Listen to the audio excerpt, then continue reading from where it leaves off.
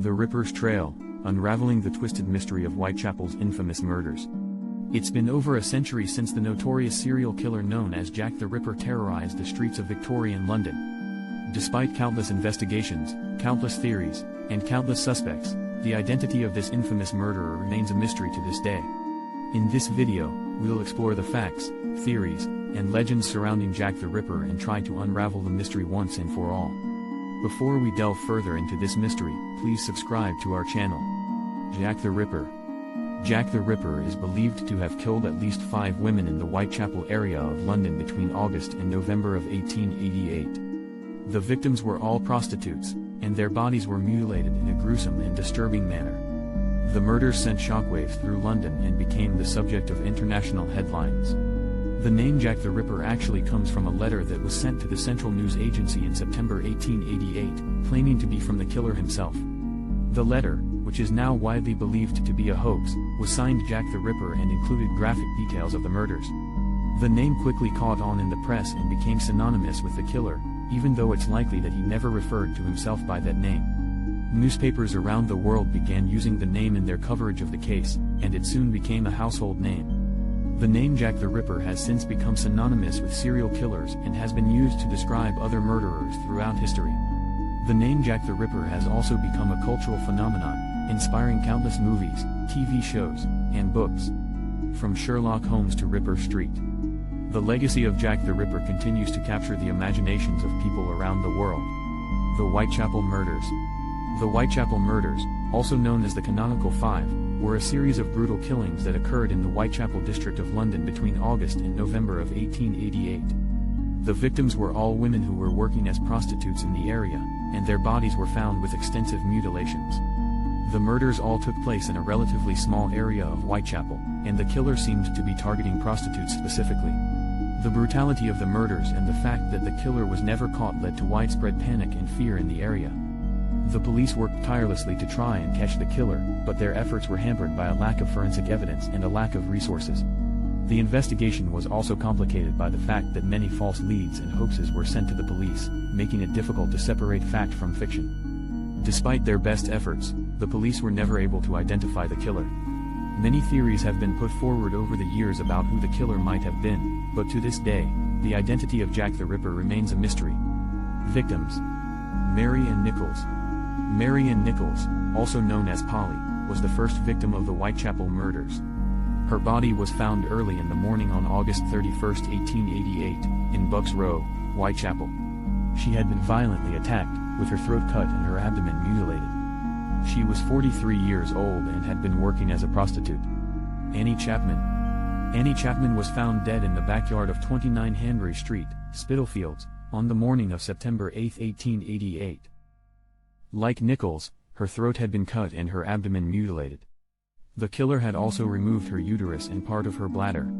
Chapman was 47 years old and also worked as a prostitute. Elizabeth Stride. Elizabeth Stride was the third victim of the Whitechapel murders. Her body was discovered on the morning of September 30, 1888, in Dutfield's Yard, off Burner Street, Whitechapel. Stride's throat had been cut, but her body was not mutilated like the previous victims. It is believed that the killer may have been interrupted before he could complete his attack. Stride was 44 years old and also worked as a prostitute. Catherine Eddowes. On the same night as Stride's murder, Catherine Eddowes was killed in Mitre Square, Aldgate. Her throat had been cut and her body was mutilated in a similar manner to Nichols and Chapman. The killer had removed her uterus, left kidney, and part of her bladder. Eddowes was 46 years old and, like the other victims, worked as a prostitute. Mary Jane Kelly. Mary Jane Kelly was the last confirmed victim of the Whitechapel murders. Her body was discovered in her room at 13 Miller's Court, off Dorset Street, Whitechapel. Her throat had been cut and her body was mutilated beyond recognition. The killer had removed most of her internal organs and arranged them around the room. Kelly was 25 years old and also worked as a prostitute. Chief suspects. Over the years, there have been many suspects in the Jack the Ripper case, but no one has ever been definitively proven to be the killer. Here are a few of the most well-known suspects. Aaron Kosminski. Kosminsky was a Polish Jew who lived in Whitechapel at the time of the murders. He was known to have suffered from mental illness and was a suspect at the time of the murders. Some modern-day investigators believe that DNA evidence links him to the crimes, although this evidence has been the subject of controversy. Francis Tumblety. Tumblety was an American quack doctor who was known to have a hatred for women and was in London at the time of the murders. He was arrested on suspicion of being the killer but was released due to lack of evidence. Some investigators believe that he may have been involved in the murders as part of a larger conspiracy or as a hired hitman. Montague John Druitt.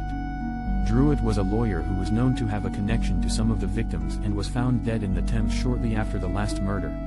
Some investigators believe that he may have been driven to suicide due to guilt over the killings, while others believe that he may have been murdered as part of a cover-up. James Maybrick. Maybrick was a wealthy Liverpool businessman who was allegedly a serial poisoner. Some researchers believe that he may have been in London at the time of the murders and may have been responsible for them. This theory is based on a diary that was allegedly written by Maybrick and discovered in the 1990s. However, the authenticity of the diary has been the subject of intense debate. Michael Ostrog. Another suspect in the Jack the Ripper case was Michael Ostrog, a Russian conman and thief who was known to have a violent temper. He had a criminal history and was known to have been in London at the time of the murders. Some investigators believe that his criminal record and violent tendencies make him a likely suspect in the case. These suspects and many others have been investigated over the years in connection with the Jack the Ripper case. However, there is no definitive evidence linking any of them to the murders, and the case remains unsolved to this day. Despite the lack of concrete evidence, the case has continued to capture people's imaginations and inspire countless books, films, and TV shows. The mystery surrounding Jack the Ripper remains one of the most enduring and tantalizing unsolved mysteries of all time. Thanks for watching this video on the mystery of Jack the Ripper. If you have any theories or insights of your own, be sure to leave them in the comments below. And don't forget to subscribe for more videos on true crime, history, and mysteries.